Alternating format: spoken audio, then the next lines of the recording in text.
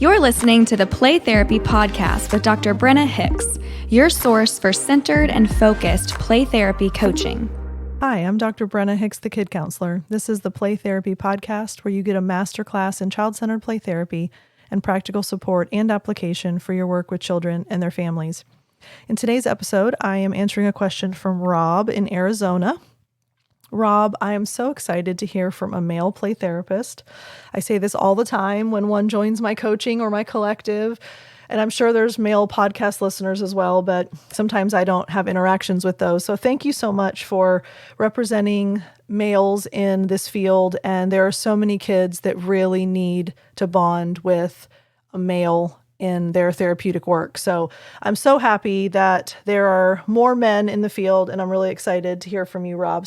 And as a related note about Arizona, I was in Arizona last year for Synchronized Swimming Nationals, and it was the first time we had been there. We were in the Del Oro area, and it was absolutely amazing. It's a very unique state, and it was so pretty, and we were so glad that we had a chance to go. So was recently in Arizona and lovely. So thanks for reaching out, Rob. So I'm going to read parts of his question and then we'll talk through it together.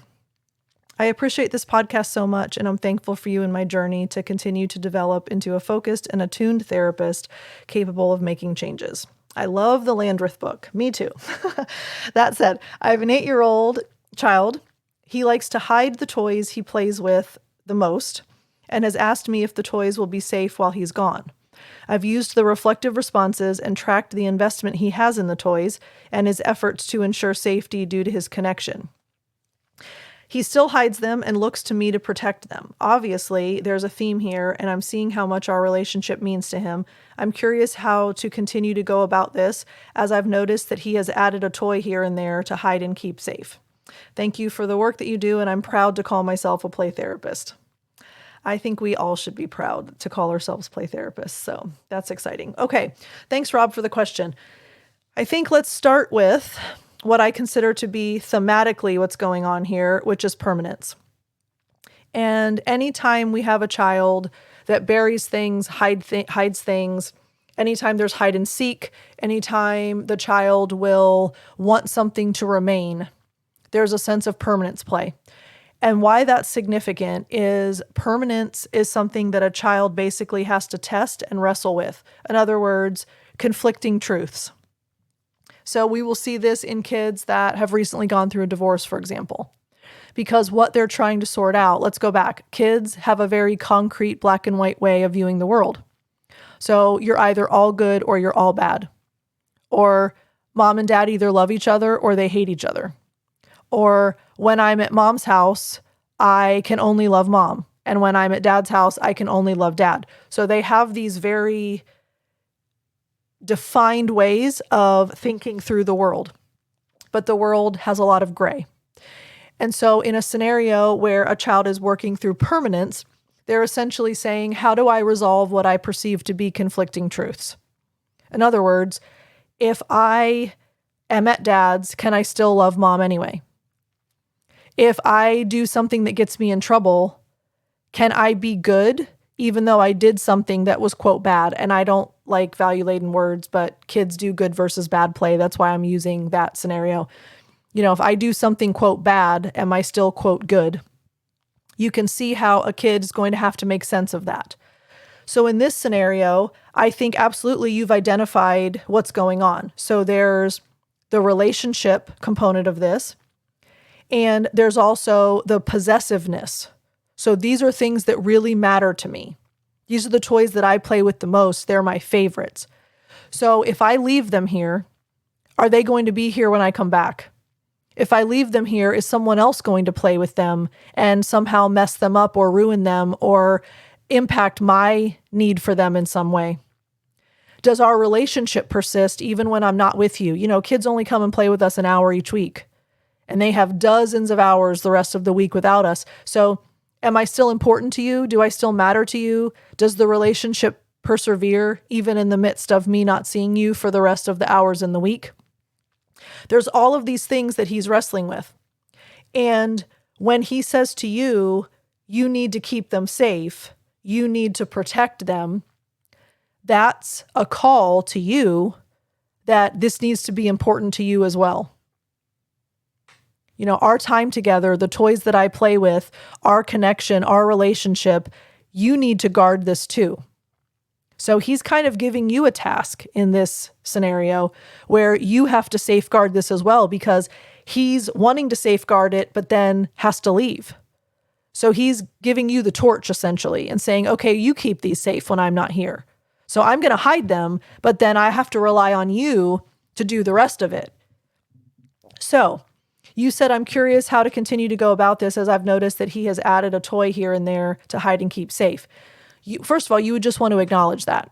So, you've chosen to put something else in there this week.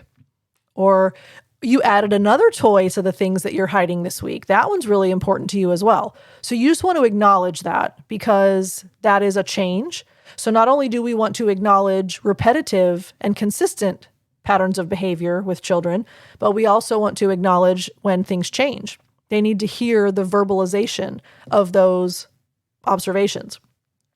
But Rob, I think the biggest piece of what needs to be done here is, you didn't mention how many sessions in you are. So if you're really early in, I don't know that this is going to have the impact that it could. If you're later in the process, I would start enlarging what the deeper meaning is to some of this. So it's important to you that you can count on things being where you wanted them to be. Or it means a lot to know that I'm going to keep this safe because you can't be here to keep them safe. You want to actually start enlarging some of the deeper reasonings behind what he's doing, because we know thematically what's going on. But remember, kids are emotional.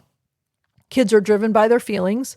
They often do not have the cognitive connection to what's happening. So when we enlarge, that bridges the gap for them. And I think that would be powerful for him, assuming that you're a little bit further into the process, because this is something that he is really consistent about. And you already acknowledged the extent of the relationship. You acknowledge the extent of the connection, and you acknowledge that these are the toys that he uses the most. So there's meaning there. Often when kids want things to be hidden and or there's a possessive nature to it, there's a need for control as well. So my gut tells me he's probably anxious. I don't know that for sure, and I don't know that I'll have any confirmation either way, but my gut tells me he's anxious. And so keep in mind that when kids try to control things, that's usually the antidote to anxiety. So if I can make sure that this stays right here and no one touches it and Rob's going to keep it safe, it'll be exactly there when I come back. That's a control grab. But not for power and control. It's to reduce the anxiety of, oh no, what happens if I come back and it's not here? What happens if another kid played with it? What happens if it gets broken because someone doesn't treat it carefully? What happens if I can't find it when I come into the room next time? What if? All anxious thoughts. So control is, I'm going to make sure it stays right here and no one touches it. So I'm not sure if that's a factor as well, but if there's anxiety, I think that's also what's going on. So you could also enlarge that. You might be able to say something like, it feels good when you can do everything you can to make sure that things are how you need them to be. Something like that. So anyway, we always look at the why. And then we try to, aside from the reflective responses, which it sounds like you're doing, Rob, you want to at some point move into enlargements, because that helps a child understand at a more cognitive level why they feel compelled to do these things in the playroom. So I hope that that's helpful to you, Rob. Thank you so much for the email. And I'm really excited to know that there are people all over this world that are working with kids doing CCPT, and we just get to see the changes that take place in the playrooms. It's so exciting, so worthwhile. And I think it just makes us, we get to the end of our day and there has to be a moment where you just say, wow, I got to do that today. I feel that all the time. I catch myself saying, I get to do this for a job. This is what I do for my job. This is the most amazing thing. And I think I might have shared this story a long, long time ago, but if you're new to the podcast, who knows if you heard it. I had a kid one time say in a play session, so this is like your job. And I'm like, oh, you're wondering if this is my job? And they were like, yeah, so like you just like play with kids. And I'm like, you're a little confused if all I do is play with kids all day, how that's a job. And she goes, I feel really bad for you. Like truly with this like look on her face and this tone in her voice, like she truly felt sad. And I'm like, oh, you feel really sad for me, but I'm not really sure why. And she goes, because you have to sit and watch kids play all day. Like that was just the worst thing that she could ever conceive of. And it's one of those moments where you're like, do you tell the truth, which is I love getting to play with kids every day, or do I just reflect and not interject my own opinion? So I was kind of wrestling with that in that moment. But I think it is a true gift, and I think we all feel that way, which is why it's such an honor to get to walk these journeys with our clients. And it's so special. All right. Love y'all. We'll talk again soon. Bye.